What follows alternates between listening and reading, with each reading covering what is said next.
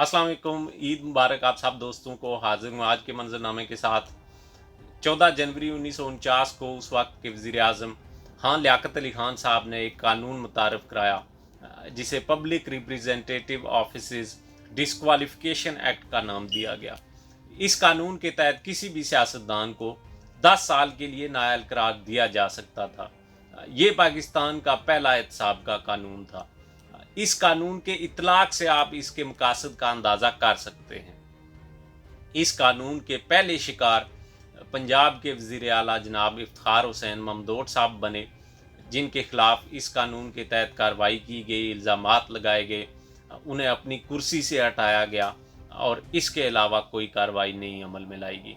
ना उन्हें सज़ा हुई, ना उन्होंने जो करप्शन की थी वो पैसा वापस कौमी ख़जाने में जमा कराया गया। बस उन्हें कुर्सी से हटाया गया, गवर्नर राज नाफिज किया गया, इख्तियारात वापस लिए गए और नतीजा सिफर। इसके दूसरे शिकार वज़ीर आला सिंध जनाब अयूब खोड़ो साहब, उन पर इल्ज़ामात लगाए गए, इस कानून के तहत कार्रवाई की गई। उन पर 60 से ज़्यादा बदउनवानी के इल्ज़ामात आयद किए गए और अदालत ने उन्हें एक टाइपराइटर चोरी करने पर 2.5 साल की कैद सुना दी। हमने तारीख में भी बड़े बड़े चंद चढ़ाए हुए हैं। 2.5 साल की कैद सुनाने के बाद वो अपील में बरी हो गए। इसके तीसरे शिकार फिर से वज़ीर आला सिंध जनाब पीर इलाही बख्श साहब, उन्हें इस कानून के तहत कार्रवाई का सामना करना पड़ा। उनके खिलाफ इल्ज़ामात लगाए गए, उन्हें अपनी कुर्सी से हटाया गया और इसके अलावा नतीजा सिफर। इस कानून के तहत आवाम के लिए एक पैसे का भी फ़ायदा नहीं हुआ। तमाम अफराद पर करप्शन के इल्ज़ामात लगाए गए, उनसे इख्तियारात वापस लिए गए, उनसे कुर्सी छीनी गई, लेकिन इसके अलावा कोई कार्रवाई अमल में नहीं लाई गई। ना उन्हें कोई सज़ा सुनाई गई ताकि वो आइंदा किसी ओहदे को रखने के लिए नाअहल करार पाते। इफ्तिखार हुसैन ममदोट साहब को गवर्नर राज नाफिज करके उनकी कुर्सी से हटाया गया और फिर 1954 में आपने वफाक ने उन्हें गवर्नर बनाकर सिंध में रवाना कर दिया। पीर इलाही बख्श साहब को फिरोज़ खान नून साहब की हुकूमत में आपने वज़ारत दिफा का कलमदान सौंप दिया। अगर ये लोग करप्ट थे तो इनसे कोई करप्शन का पैसा भी बरामद होना चाहिए था।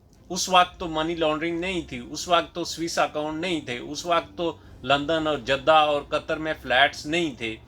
उस वक्त उनसे माली जो उन्होंने फ़ायदे उठाए थे, जो करप्शन के इल्ज़ामात लगाए गए थे, वो फ़वाइद उनसे वापस लिए जाते, वो वसाइल उनसे वापस लेकर कौमी ख़जाने में जमा किए जाते, ताकि एक रवायत पड़ती कि हुक्मरानों का एहतसाब होगा और सही मानों में एहतसाब होगा।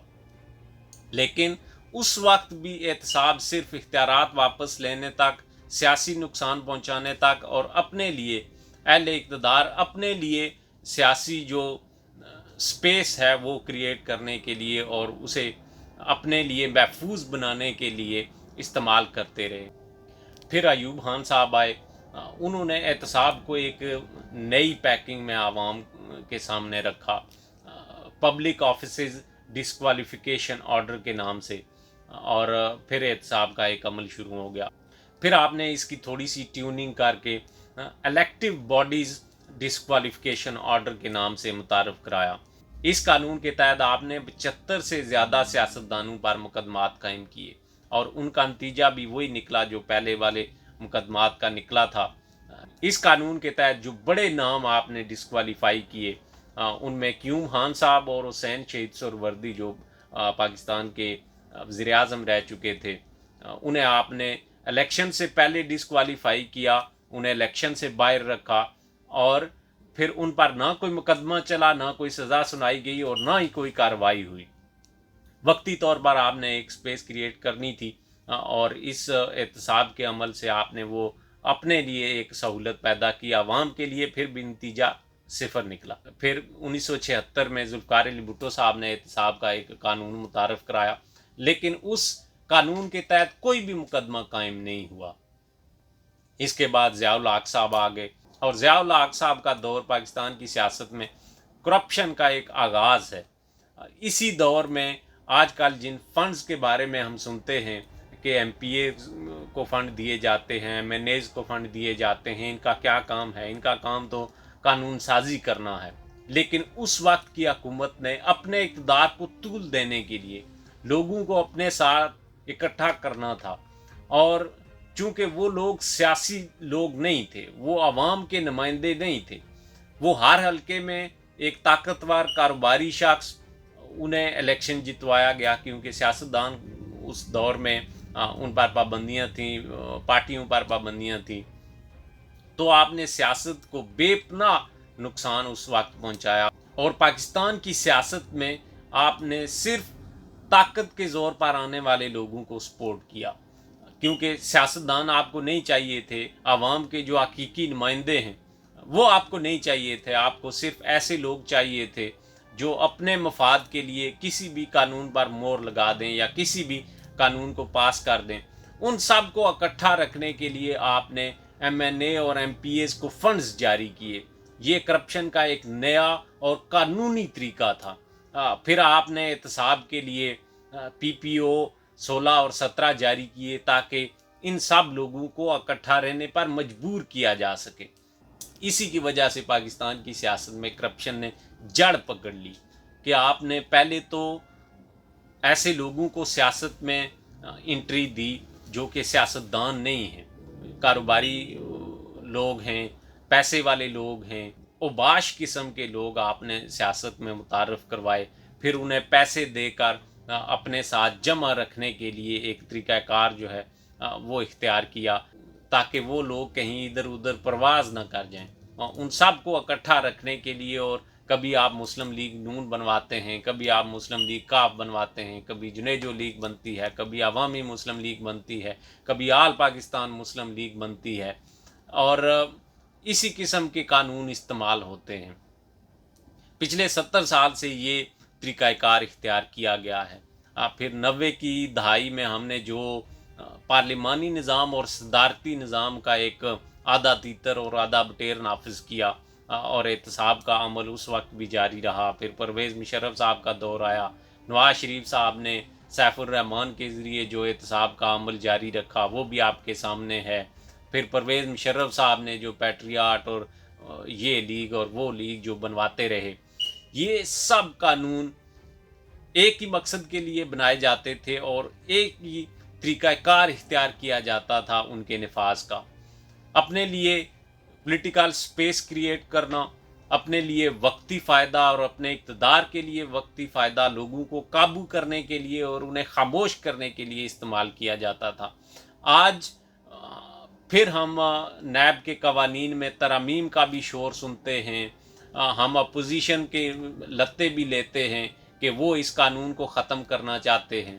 लेकिन अगर हम इस कानून की तारीख़ को देखें, इसके तरीक़ाकार को देखें, इसके मकासद को देखें, तो वो 70 साल से बिल्कुल एक ही तरीक़ाकार है। उसके मकासद भी बिल्कुल एक जैसे हैं और उसके नताइज भी बिल्कुल एक जैसे हैं कि आप वक्ती तौर पर कुछ लोगों को सियासी जो मंजरनामा है उससे गायब करना इससे मकसूद होता है।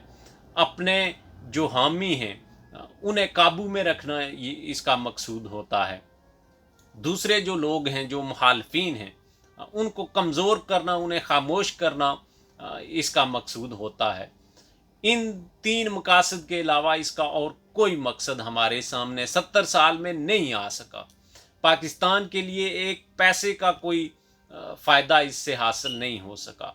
कानून और आइन की जो हुक्मरानी है, जो इंसाफ है, उसके लिए भी एक पैसे का फ़ायदा ऐसे कवानीन से हासिल नहीं हो सका।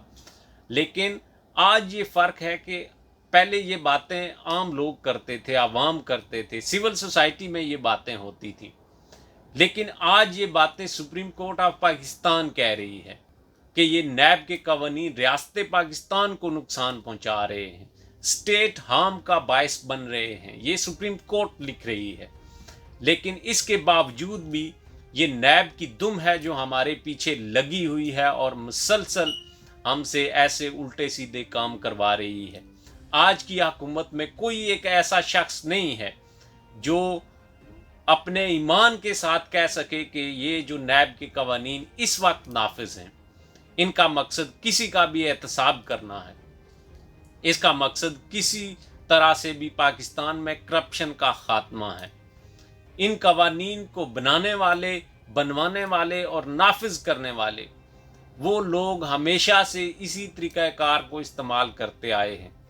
آج ان قوانین پر اپوزیشن کے لتے لیے جا رہے ہیں اور حکومت اس بات پر خوش ہے کہ وہ احتساب کے اس قانون کے ساتھ کھڑی ہے، لیکن یہ قانون بھی ماضی کے کسی بھی دوسرے قانون سے مختلف نہیں ہے، نہ اس کا اطلاق اس سے مختلف ہے۔ تو پھر یہ لوگ کیسے سوچ رہے ہیں کہ اس کا نتیجہ ان کے حق میں نکلے گا اور کل یہ سرخرو ثابت ہوں گے؟ پچھلے جتنے بھی احتساب کے قوانین بنے ہیں ان کا جو بھی اطلاق ہوا ہے، آج اس کے منفی اثرات ہم سب واضح طور پر دیکھ سکتے ہیں۔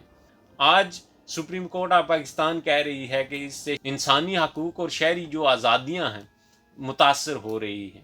یہ لوگ پبلک فنڈز سے چلتے ہیں، تنخواہ لیتے ہیں۔